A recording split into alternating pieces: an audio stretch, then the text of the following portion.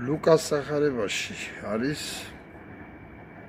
ასეთი რამ აღწერილი, როდესაც ქრისტემ დავდომილი შაბათს მოარჩინა და ფარისეველი მიდის და ეუბნება შაბათს რატო გააკეთე, ხوار შეიძლება მუშაობა. და მაშინ ქრისტემ უპასუხა, რომ ადამიანი შაბათი ადამიანისთვისაა შექმნილი და არა ადამიანი შაბათისთვისო. აქედან არის დასკვნა, რომ საერთოდ თუ რამე არსებობს ამ სამყაროში, არის ჩვენთვის შექმნილი. იგივე პარლამენტის მთავრობაც, სასამართლოც, რა ვიცი, ქვეყანაც და ყველაფერი არის ადამიანის ბედნიერებისთვის შექმნილი და ჩვენ ყველას გვაქვს უფლება ვიყოთ ბედნიერები.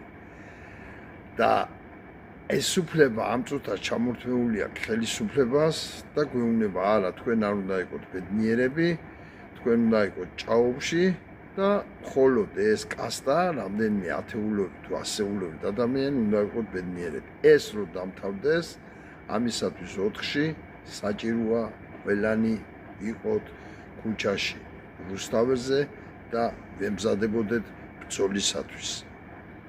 ძალის დანახვების გარეშე ესენი არსად წამსვლელები არ არის. და მინდა ერთი მოწოდება გავაკეთო ახლა, მინდა მივმართო ყველა პატიმრის ოჯახს, რომ ახლობელს, ძმას, დას, შვილს, რა ვიცი, ყველას აუცილებლად ახალი ხელისუფლების დროს გამოცხადდება ამინისტია. ამას გარდა ყველა პატიმრის საქმე, რომელიც დაკავებულია და შეიტანს საჩიმრებს, გადაიხედება, რამე თუ ეს სასამართლო არის უსამართლო და ამ წუთას თუ ვინმე პატიმარი ზის, არის შერჩევითი სამართლით დაჟილი. იცოდეთ, თქვენი შვილების, თქვენი ძმების, თქვენი მამის ბედი ხელისუფლების ცვლაზეა დამოკიდებული. მინდა მიმართო ჭიათურის მოსახლეობას.